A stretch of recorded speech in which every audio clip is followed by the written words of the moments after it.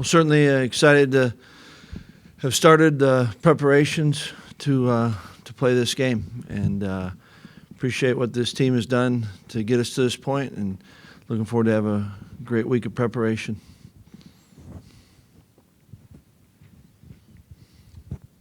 Paul, players talked even back in the spring about they put a picture up where the trophy used to be, and I'm wondering how much of a motivating force was what happened last year through the off season and to get to this point.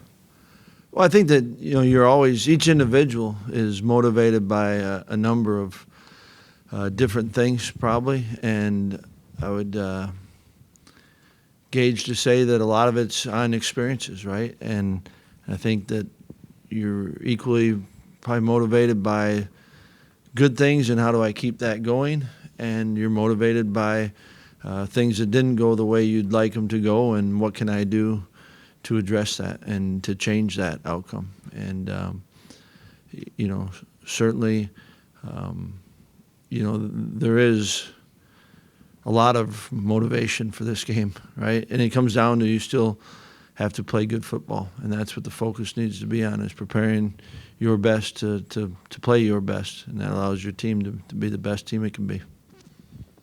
Paul, how would you assess how David Mormon's been playing, kind of locking down one of those guard roles for you second half of the season? Yeah, and I think David's given us a lot and been playing well. And, you probably hear us talk a lot about how each individual, their journey's different. And, what I've appreciated and enjoyed this year about David is that, like a lot of our seniors kind of went all in, and how can I make this the best year I can make it, and I think it comes from what can I give this team, and he's done that. And he only approached the off season that way. He had a heck of a spring and carried it forward in the summer, and so it's been fun to watch and see, and he's certainly been giving us good play.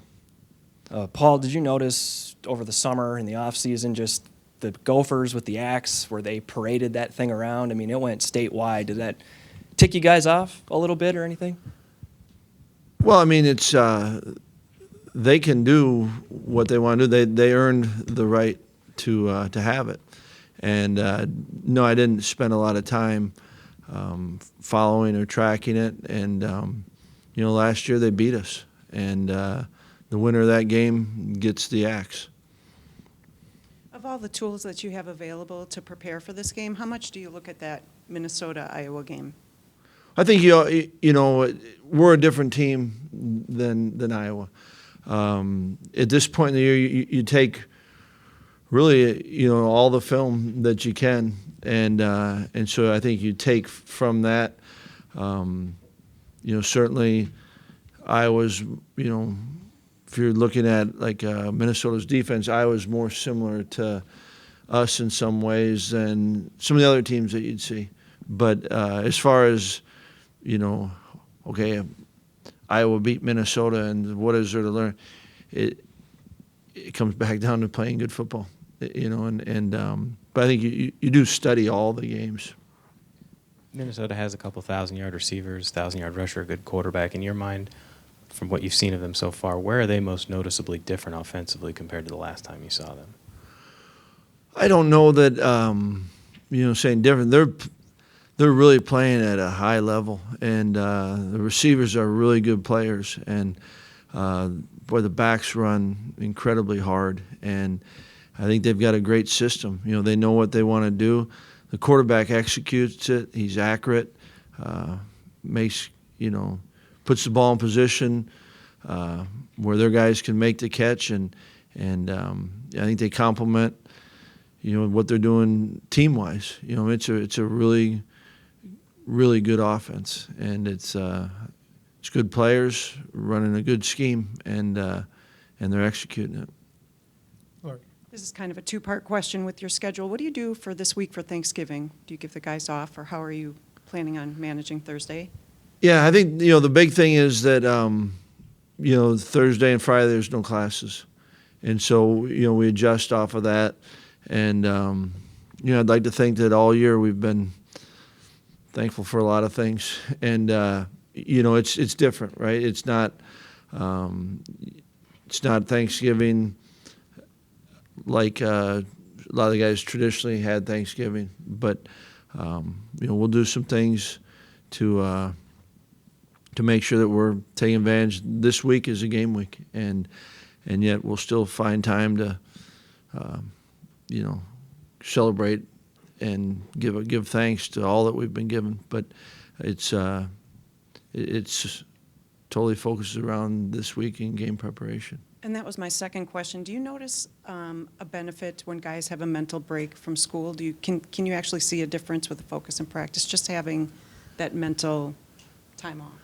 Yeah, I mean, they go through the whole season managing a lot, and so I think where you notice it is in what you can schedule. You're not scheduling around classes, so you can allow them to sleep in a little bit more. You can you have a little bit more flexibility that way. But I've been appreciative of how they do handle school and football and things that are going on in their lives, and so it's not all of a sudden that takes a break. Probably you don't have classes, but a lot of those are going on, and guys on non-class days we've had before. I mean, they're getting ahead of some schoolwork or doing different things, but it's.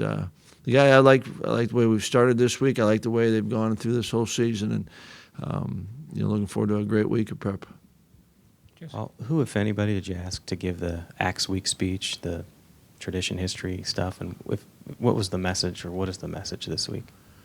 Well, I mean, the message is, the Axe is symbolic, right? And it's awesome to be a part of a rivalry such as this, and it's the longest continuous rivalry, and yet it's a symbol of who won that year, and our guys they know the history of this rivalry. They understand what's in it for this year, and the biggest thing that matters is that they focus on playing the game.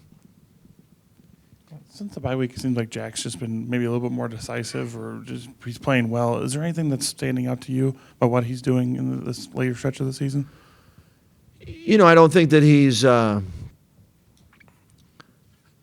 anything. I think he's continuing to grow. And continuing to understand what we're doing, understand what defenses are doing.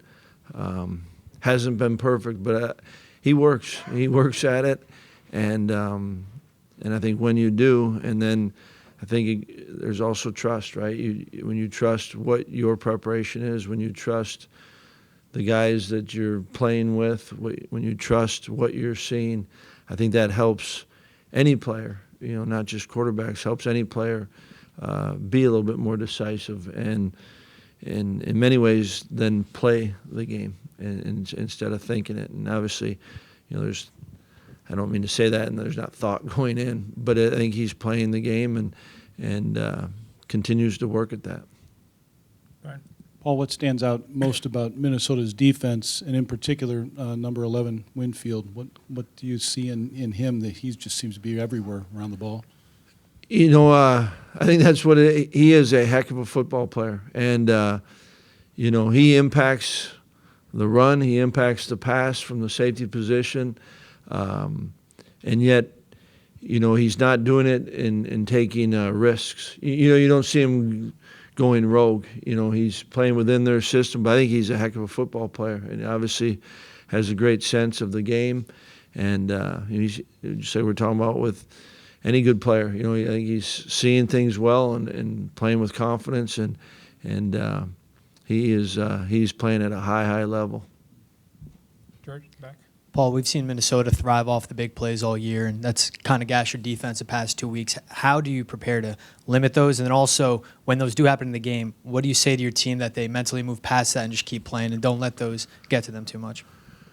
Well, I mean, there's no doubt. They've been very explosive, and they do a great job. It's what we talked about before. They've got pieces that are all capable. They got really, really talented receivers. They got a quarterback that can get it to them. They've got running backs that run extremely hard and are capable of turning a simple run into a big play. And you know what? Yeah, we don't want to give those up, right? And if they do, when they do, you've got to play the next play. And there is no other way about it. You know, if things go well, you got to play the next play. If things don't go well, you got to play right. You know all that. You really said it in the question, and that's the way you get to approach it, and you have to approach playing this game.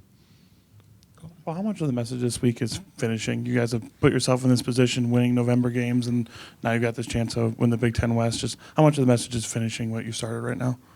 I think that, you know, the focus is how do you prepare and make it your best preparation to play this game. And everyone's well aware of what we're playing for.